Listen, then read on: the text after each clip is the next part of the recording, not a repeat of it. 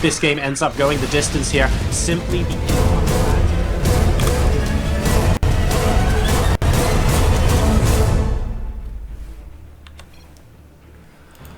Welcome, ladies and gentlemen, boys and girls, to Week 10 of the Hot Seat on Dinger TV.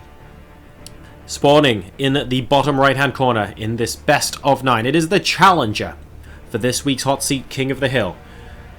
Gotten all the way to the semi-finals of WCS. Fancies himself having a go here at making a long run in this big prize money event if you're able to win multiple weeks in a row. Representing Imaginary Gaming, it's the Protoss in red, Welmu. His opponent, spawning in the top left-hand position, is the blue Terran player, multiple winner on the hot seat, and is now up to the absolute maximum bounty of $375. He can just be winning that amount of money week after week after week right now if he is able to continue his winning run. Representing Team Liquid.net, it is the King in the North, Liquid Bunny.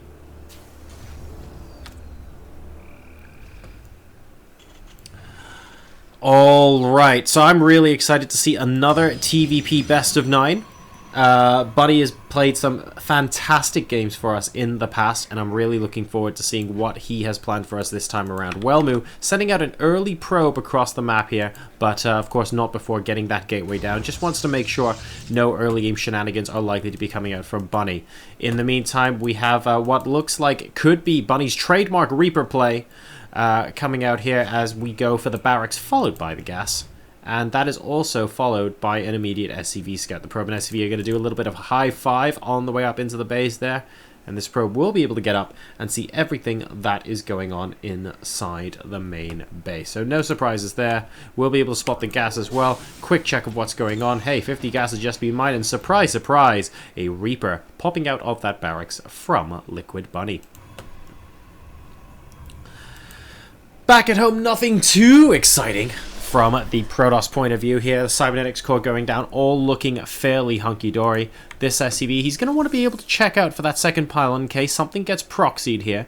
And that's not 100% clear yet, but given it's just the one gateway, I think Bunny can just assume it's going to be an expansion. Of course, when you don't see that pylon, of course, it can be out somewhere else in the middle of the map, and there could be Stargate-related shenanigans, for example, going on in all sorts.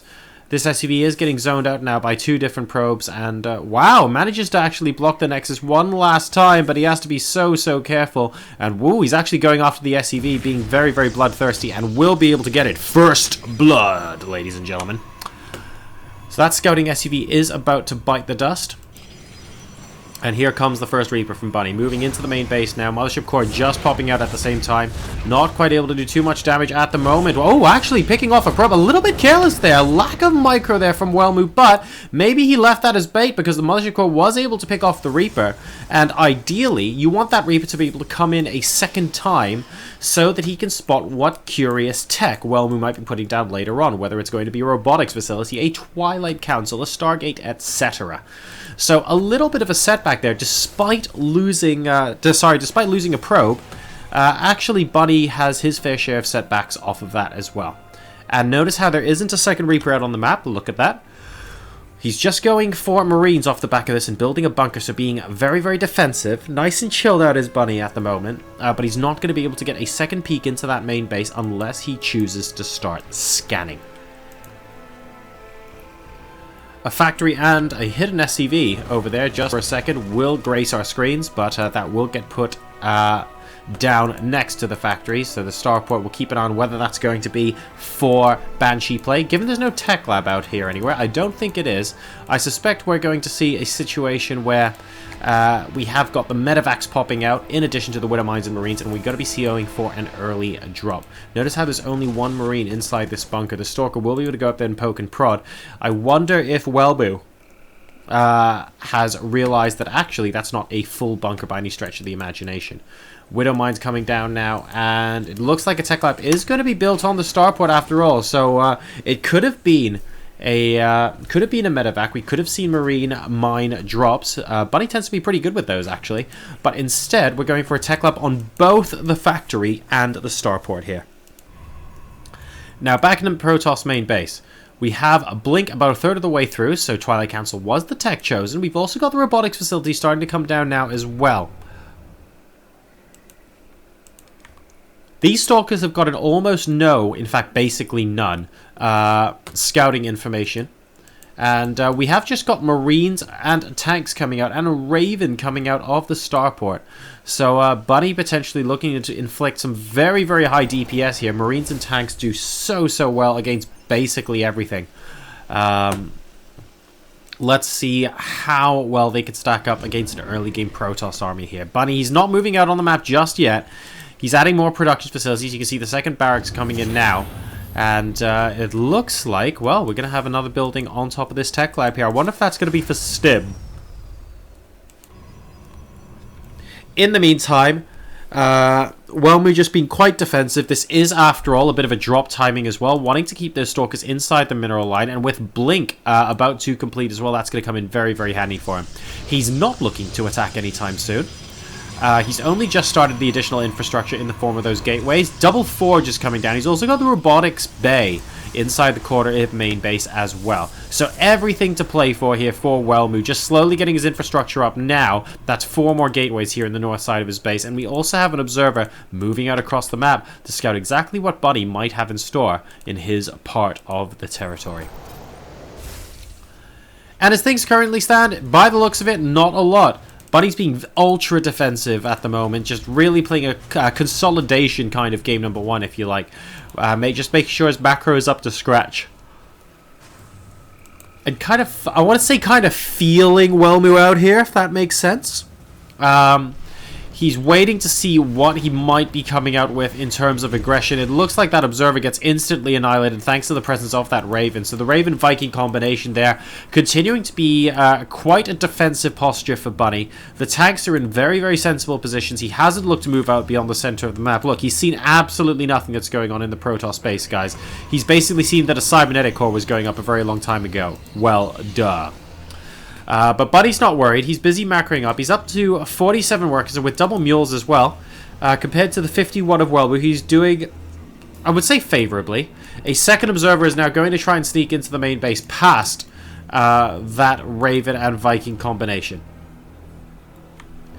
He needs to be very, very careful. Does he spot it, actually? Oh, I think he came close to spotting it, but this observer does manage to see a couple of the buildings here on the left-hand side, and will spot the extra barracks going down. We have Combat Shield and Stim due to complete at some point in the near future. Those two, I want to say these two bar units are a little bit stuck between those buildings right now. Something we can rectify a little later on. And these gateways have the potential to have an explosion of army supply right now, but it's not huge just yet. We have a couple of Stalkers just harassing in the middle of the map, making sure that there aren't any random terror units moving out. The Protoss army is only 45 versus 67 for Liquid Bunny right now. But he has got 1-1 upgrades already complete. And note how the first engineering bay, guys, has that +1 finishing. Do we have a second engineering bay, actually, for Bunny? We do not. So it's just the 1 set of upgrades. Now, considering 2-2 is already on its way for Welmu, the quality and the composition of the army that Welmu is going to have a couple of minutes from now is going to really, really be superior to Bunny. So Bunny's going to want to use numbers to his advantage, and that's why we can see him moving out across the map right now. A hallucinated Phoenix will be able to spot that this army is coming through. It's 89 to 69 army supply. And wow, it looks like we're actually going to try and engage out in the middle of the map a little bit here. Maybe just slowing the push down by forcing those tanks to siege up a little bit, I don't know. Losing a unit or two, forcing his hand by showing him the Colossi. And it looks like Bunny's going to have to very, very slowly push ahead with this as well.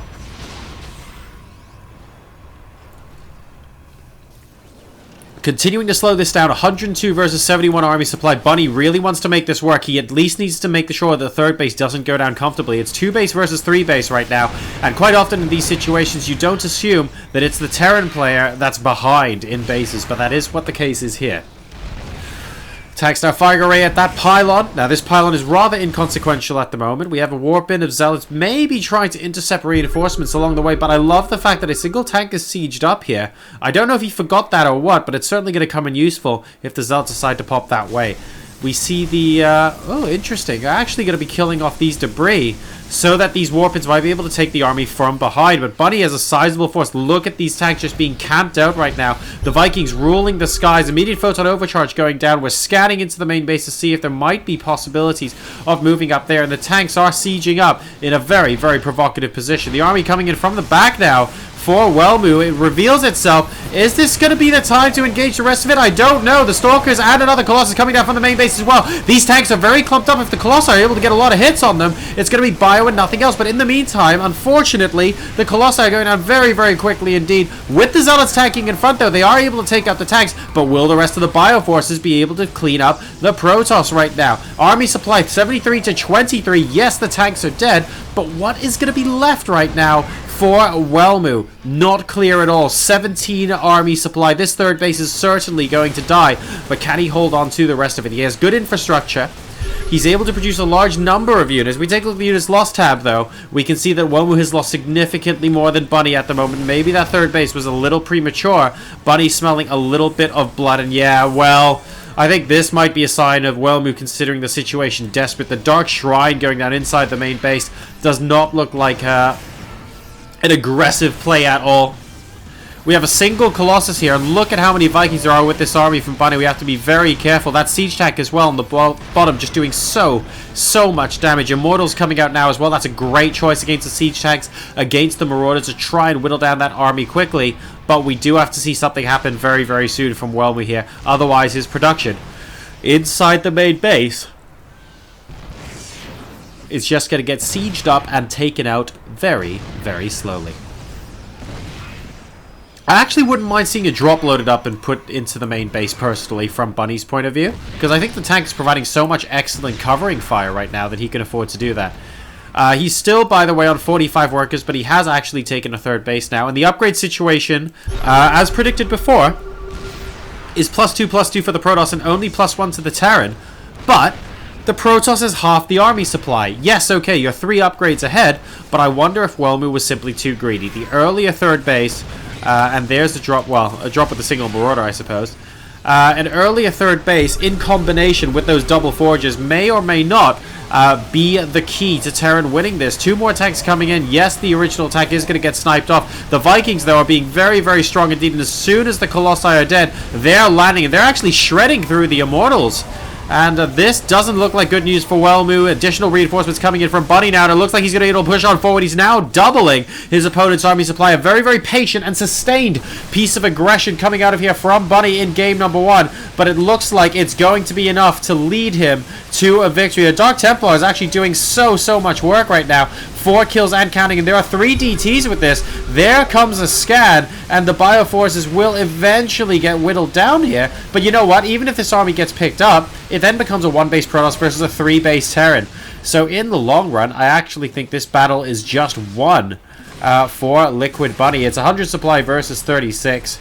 There's not an awful lot that can be done right now. If we take a look at workers lost, well, you know, Bunny has lost 26 workers, no doubt as a result of DTs while all the action was happening, but, you know, there are turrets inside the mineral line. He's able to rebuild. He's still on 45 workers. Protoss only on 28.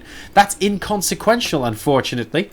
Welmu had to defend against this aggression from Bunny, regardless of the damage he made elsewhere. He took that earlier third base. He got those double forges. That looked really, really good for him on paper. I mean, if you look at this in the bottom, wow! In terms of quality of army, Welmu's doing very well, but he just doesn't have the volume to sustain, unfortunately, against Liquid Bunny, who's just being very, very aggressive right now.